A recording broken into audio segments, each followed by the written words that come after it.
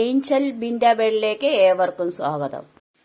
മുൻവശവും പുറവശവും കൂടെ നമ്മൾ ഒന്നിച്ചിട്ട് വെട്ടിയിട്ട് പുറകിലത്തെ പീസ് അങ്ങ് മാറ്റിയിട്ട് മുൻവശത്തെ പീസ് മാത്രം എടുത്തിട്ട് അതിന്റെ ലൈനിങ്ങും അതിന്റെ മോൾപോട്ട് ഇടണം.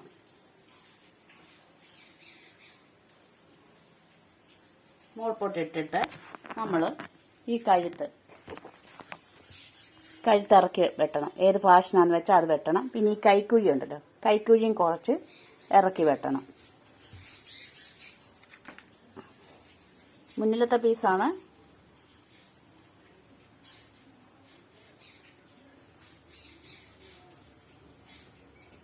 അങ്ങനെ ചെയ്യണം.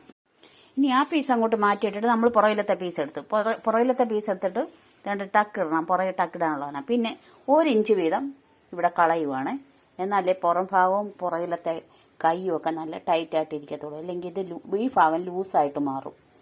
കുറച്ചങ്ങ് കളയാൻ വേണ്ടിയിട്ടാണ് ഇത്രയും ഭാഗം. നമുക്ക് ഈ പീസ് ഈ ടോപ്പിന്റെ തുണി വെട്ടിയപ്പോൾ അതിന്റെ അരിയിൽ നിന്ന് കിട്ടിയതാണ്. നമുക്ക് ഈ അടി വെക്കാം, ഇല്ലെങ്കിൽ നമുക്ക് ഈ സൈഡിൽ വെക്കാം. ഞാനിതിന്റെ സൈഡിൽ വെക്കാനായിട്ട് പോവുകയാണ്. അപ്പം നമുക്കിത് സൈഡിൽ വെക്കാം. അപ്പം ഞാൻ വേണ്ട അടിയിലിരുന്ന പീസ് എടുത്ത് ഈ വർക്ക് എടുത്ത് ഈ സൈഡിൽ പിടിപ്പിച്ചിട്ടുണ്ട്. 2 സൈഡിലും പിടിപ്പിച്ചിട്ടുണ്ട്.